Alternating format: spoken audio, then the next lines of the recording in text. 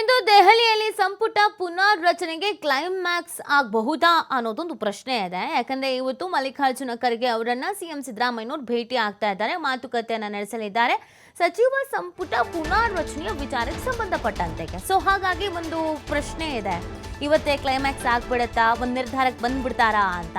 ಇದರ ನಡುವೆ ಈಗ ಸಚಿವಾಕಾಂಕ್ಷಿಗಳಲ್ಲಿ ಈ ಸಚಿವ ಸ್ಥಾನದ ಕನಸು ಮನೆ ಮಾಡಿಬಿಟ್ಟಿದೆ. ಕೆಲವು ಆಕಾಂಕ್ಷಿಗಳು ವರಿಷ್ಠರ ಭೇಟಿಗೆ ದೆಹಲಿಗೆ ಪ್ರಯಾಣವನ್ನ ಹಮ್ಮಿಕೊಳ್ತಾ ಇದ್ದಾರೆ. ವರಿಷ್ಠರ ಮೇಲೆ ಒತ್ತಡವನ್ನ ಹೇರಬೇಕು ಅನ್ನುವಂಥದ್ದು ಇದೀಗ ಮುಂದಾಗ್ತಾ ಇರೋದು. ಹಿರಿಯ ಶಾಸಕರು ಮತ್ತೊಂದು ಕಡೆಯಲ್ಲಿದ್ದಾರೆ, ನಮಗೂ ಕೂಡ ಅವಕಾಶ ಬೇಕು ಅಂತ ಕೆಲವರು, ಇನ್ನು ಕೆಲವರಿಗೆ ಢವ ಎಲ್ಲಾದ್ರೂ ನಮ್ಮನ್ನ ಸಚಿವ ಸಂಪುಟದಿಂದ ಹೊರಗೆ ಹಾಕ್ಬಿಡ್ತಾರ ಅನ್ನೋ ಅನುಮಾನ.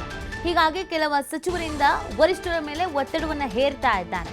ಸಂಪುಟದಿಂದ ಕೈ ಬಿಡಬೇಡಿ, ನಮ್ಮನ್ನ ಹೊರಗೆ ಕಳಿಸಬೇಡಿ ನಮ್ಮನ್ನ ಅಂತ ವರಿಷ್ಠರ ಮನವೊಲಿಕೆಗೆ ಮುಂದಾಗ್ತಾ ಇರೋದು. ಹೀಗಾಗಿ ಕೆಲವು ಸಚಿವರು ದೆಹಲಿ ಕಡೆಗೆ ಪ್ರಯಾಣ ಮಾಡ್ತಾ ಇದ್ದಾರೆ.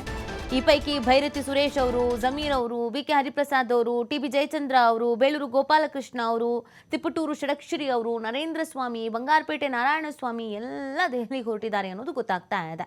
ಸೊ ಅವರವರ ಲಾಭಕ್ಕಾಗಿ ಕೆಲವರು ನಮಗೆ ಅವಕಾಶ ಬೇಕು ಅಂತ, ಕೆಲವರು ಇರೋ ಅವಕಾಶ ಉಳಿಸ್ಕೊಳ್ಳೋದಕ್ಕೆ ಅಂತ.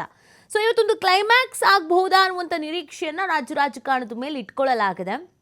ಕಾರಣ ಮಲ್ಲಿಕಾರ್ಜುನ ಖರ್ಗೆ ಅವರನ್ನ ಸಿದ್ದರಾಮಯ್ಯನವ್ರು ಭೇಟಿ ಆಗ್ತಾ ಇರೋದು. ಇದಕ್ಕೆ ರೀಸನ್ ಏನು ಅಂದ್ರೆ ರಾಹುಲ್ ಗಾಂಧಿ ಅವರು ನೀವು ಮಲ್ಲಿಕಾರ್ಜುನ ಖರ್ಗೆ ಅವ್ರ ಜೊತೆಗೆ ಮಾತಾಡಿ ಬಗೆಹರಿಸ್ಕೊಳ್ಳಿ ಅಂತ ಹೇಳಿರೋದ್ರಿಂದ.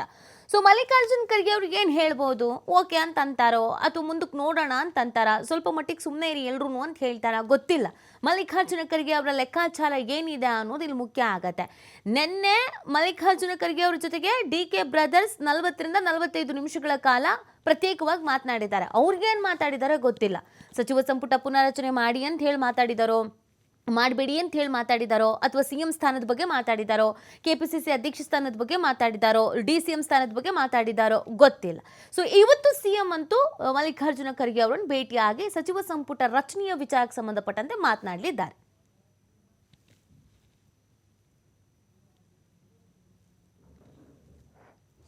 ರಾಜ್ಯಾಧ್ಯಕ್ಷ ರಾಷ್ಟ್ರಾಧ್ಯಕ್ಷ ಭೇಟಿ ಮಾಡೋದು ಸ್ವಾಭಾವಿಕ, ಏನು ಸ್ಪೆಷಲ್ ಏನಿಲ್ಲ. ಕೆಲವು ಇಶ್ಯೂಸ್ ಪಕ್ಷದ ವಿಚಾರ, ಕೆಲವು ಆಫೀಸ್ ಇನಾಗ್ರೇಷನ್ನು, ಕೆಲವು ಯಾವುದೋ ಟ್ರಸ್ಟೊಂದು ಏನೋ ಇಶ್ಯೂಸ್ ಇತ್ತು. ಪಾರ್ಟಿ ಇದ್ದರೆ ನಾವು ನೀವೆಲ್ಲ, ಪಾರ್ಟಿ ಇದ್ದರೆ ನಾವು ನೀವೆಲ್ಲ. ನಾನು ರಾಜ್ಯಾಧ್ಯಕ್ಷ ರಾಷ್ಟ್ರಾಧ್ಯಕ್ಷ ಭೇಟಿ ಮಾಡೋದು ಸ್ವಾಭಾವಿಕ, ಏನು ಸ್ಪೆಷಲ್ ಏನಿಲ್ಲ. ಕೆಲವು ಇಶ್ಯೂಸ್ ಪಕ್ಷದ ವಿಚಾರ, ಕೆಲವು ಆಫೀಸ್ ಇನಾಗ್ರೇಷನ್ನು, ಕೆಲವು ಯಾವುದೋ ಟ್ರಸ್ಟೊಂದು ಏನೋ ಇಶ್ಯೂಸ್ ಇತ್ತು. ಪಾರ್ಟಿ ಇದ್ದರೆ ನಾವು ನೀವೆಲ್ಲ, ಪಾರ್ಟಿ ಇದ್ದರೆ ನಾವು ನೀವೆಲ್ಲ.